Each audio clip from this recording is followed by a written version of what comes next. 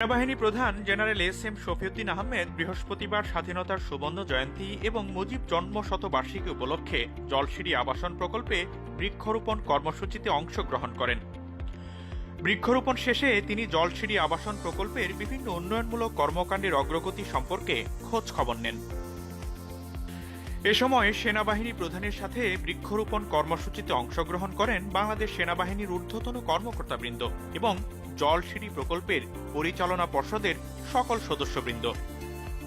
অনুষ্ঠানে জলসিঁড়ি আবাসন প্রকল্প এলাকায় পরিবেশের ভারসাম্য বজায় রাখার উদ্দেশ্যে সুপরিকল্পিতভাবে বৃক্ষরোপণ কার্যক্রম পরিচালনার আহ্বান জানান সেনাবাহিনী প্রধান।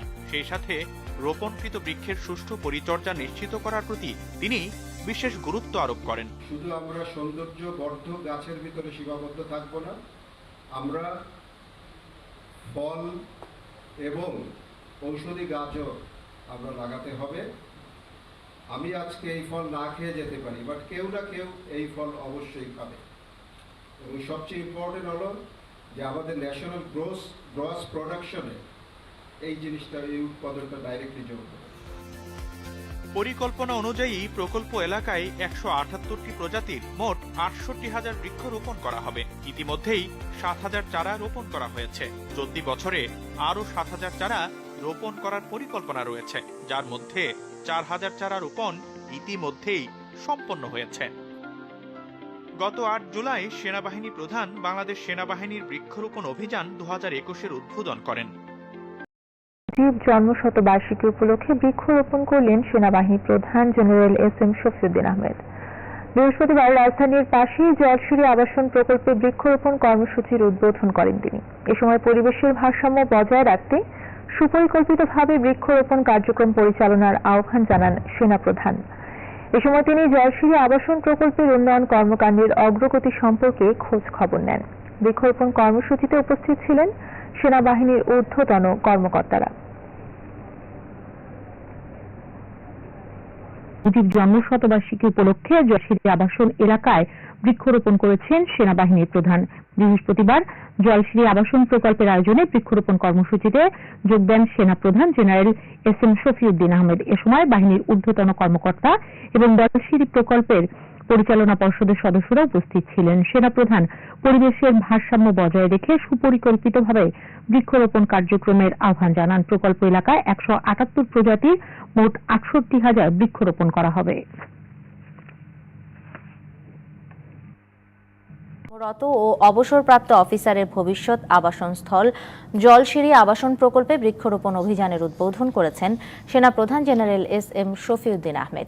সকালে ঢাকার পূর্বাঞ্চলে জলসিঁড়ি আবাসন প্রকল্পে এই বৃক্ষরোপণ অভিযানের উদ্বোধন করেন সেনাপ্রধান। ২,১৩৬ একর আয়তনের প্রকল্পটি ২০১৫ সালে উদ্বোধন করেন প্রধানমন্ত্রী শেখ হাসিনা। পরিকল্পনা অনুযায়ী ১৭৮ প্রজাতির ৬৮,০০০ বৃক্ষরোপণ করা হবে। বৃক্ষরোপণ অনুষ্ঠানে উপস্থিত ছিলেন সেনাবাহিনীর জ্যেষ্ঠ কর্মকর্তারা।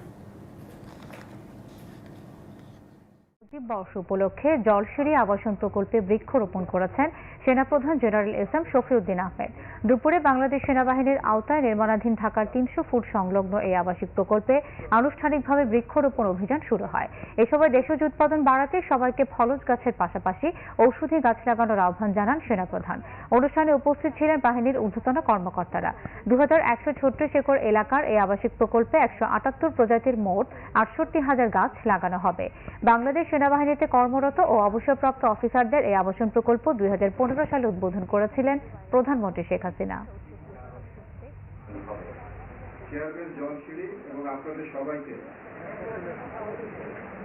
শুধু আমরা সৌন্দর্য বর্ধক গাছের ভিতরে সীমাবদ্ধ থাকবো না, আমরা ফল এবং ঔষধি গাছও আমরা লাগাতে হবে। আমি আজকে এই ফল না খেয়ে যেতে পারি, বাট কেউ না কেউ এই ফল অবশ্যই খাবে।